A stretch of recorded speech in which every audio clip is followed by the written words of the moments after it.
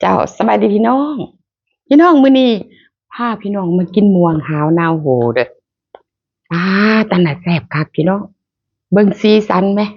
สดใสสวยงามคักเลยพี่น้องเอ้ยมากินนำกันเด้อมากินนำกันเด้อแจ่วเกลือเด้อมื้อนี้เด้อพี่น้องเด้อ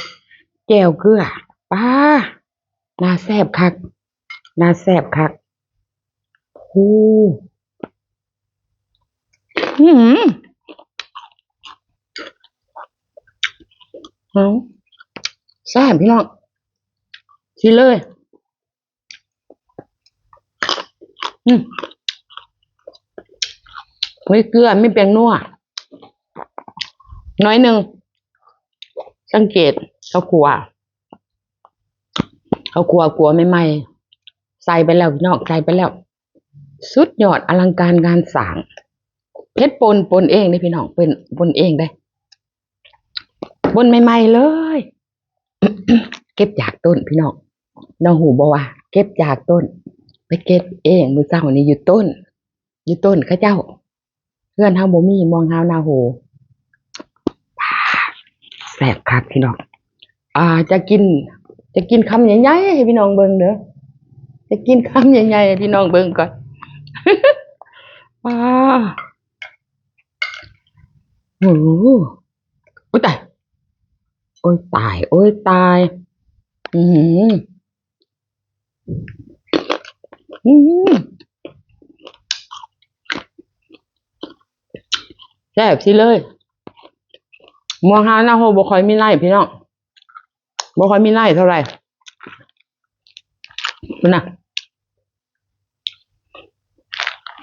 แต่ในมันน้อยๆในน้อยๆแซ่บเลยพี่น้องหมากอันนี้เป็นหมากไม้ที่บ่เฮ็ดท้องเด้อพี่น้องเด้อบ่เฮ็ดท้องบ่เจ็บท้องเวลาเฮากินไปแล้วบ่เจ็บท้องบ่ต่างหยังกับมะม่วงแต่หมากอันนี้ เป็นยาพร้อมพี่น้องเป็นยาพร้อมอืมลายคักงามคักอีกพี่น้องงามสีสันมันสีสันหน้าตามันสวยงามอลังการงานสร้างเกินอลังการงานสร้างอลีอืม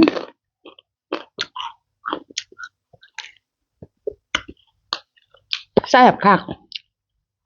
พูดนะสีนะอืมงามสีมันก็พอแล้วล่ะพี่น้องสีมันนี่งามพอแล้วล่ะแล้วแถมยังแซ่บอีกแถมยังแซ่บอืมตา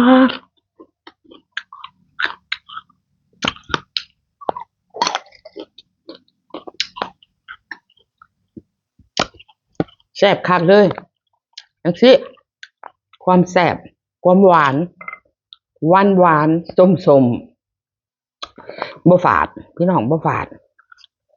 หวานนี่ หวานนี่คือว่า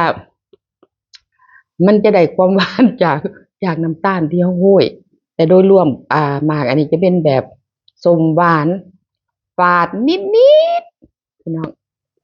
เอาเอากันเด้ออืมแซ่บคักสิเลยพี่น้องแซ่บคักเลยโอ้มื้อเช้าไปออกกำลังกายเลยไปเก็บอยู่เฮือนแม่อันนั้นเลยคลิปมีคลิปพร้อมเด้อพี่น้องไปเก็บหมากม่วงหาวนาโหมีคลิปไว้พร้อมพี่น้องมีคลิปไว้พร้อมอืมอืมแซ่บให้เบิ่งสีสันมันอีกก่อนหน้าตาสีสันนะงามงามคักงามแน่โอ้ประดิษฐ์ประดอยให้มันจบมันงาม ลองเฮ็ดเบิ่งจะสิงามคือเขาบ่โอ้ ตัวนี้จะเป็นคำสุดท้ายเด้อพี่น้องเด้อจะเป็นคำสุดท้ายเด้อ คำสุดท้ายนี่เอาใหญ่ๆเลยพี่น้อง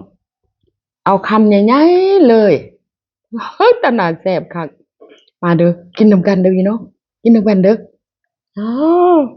อื้อหืออืมแซ่บคักแซ่บคักอะไรอืมยังบักหลายๆพี่น้องยังบักหลายอืมให้พี่น้องเบิ่งเท่านี้ก่อนขอบใจหลายๆที่ติดตามรับชมฝากกดไลค์กดแชร์ให้ช่องแกนทลายแนลเด้อพี่น้องเด้อขอบใจอีกบาทหนึ่งขอบใจบ๊ายบายให้เห็นก่อนปูสุดยอดอลังการพี่น้องสุดยอดอลังการเลยบายนะจ๊ะ